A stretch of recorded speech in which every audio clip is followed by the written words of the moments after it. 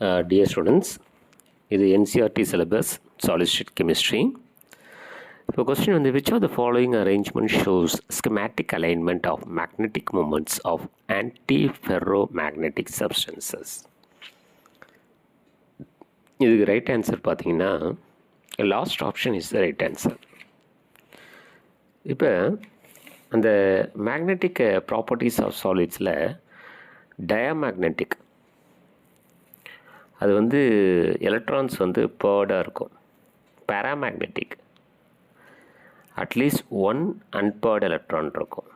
Ferromagnetic அதாவது permanent magnetism even in the absence of dipole are aligned in the magnetic field.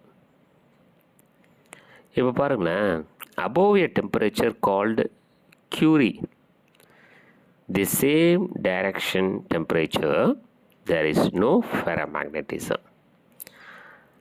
அப்போ first அலைன்மெண்ட்டாக இருக்கு இல்லையா, இது வந்து ஃபெர்ரோமேக்னட்டிசம்.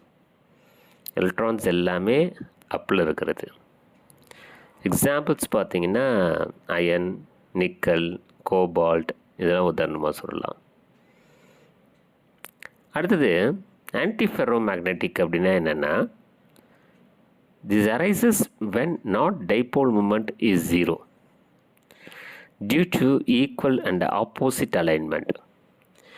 ஈக்குவல் அண்ட் ஆப்போசிட் அலைன்மெண்ட்னால் ஃபஸ்ட்டு எலக்ட்ரான் அப்பில் இருக்கும், அடுத்தது டவுனில் இருக்கும், அப்புறம் அப்பில் இருக்கும், அப்புறம் டவுனில் இருக்கும். சரி, இது ஸோ உதாரணத்துக்கு பார்த்தீங்கன்னா ஆன்டிஃபெர்ரோமேக்னெட்டிக்கு மேக்னீஸ் ஆக்சைடை சொல்லலாம், மேக்னீஸ் டை ஆக்சைடு சொல்லலாம், அப்புறம் அயன் ஆக்சைடை சொல்லலாம், அதை நிக்கல் ஆக்சைடை சொல்லலாம், குரோமியம் ஆக்சைடை சொல்லலாம். இதெல்லாம் உதாரணங்களாக சொல்லலாம். ஃபெர்ரி மேக்னெட்டிக் அப்படின்னா என்னென்னா, this arises when there is not dipole moment. This arises when there is not dipole moment. First electron அப்பில் இருக்கும், அப்புறம் டவுன், அப்புறம் டவுன், அப்புறம் டவுன், அப்புறம் அப்பு, அப்புறம் டவுன். ஸோ இந்த மாதிரி இருக்கும்.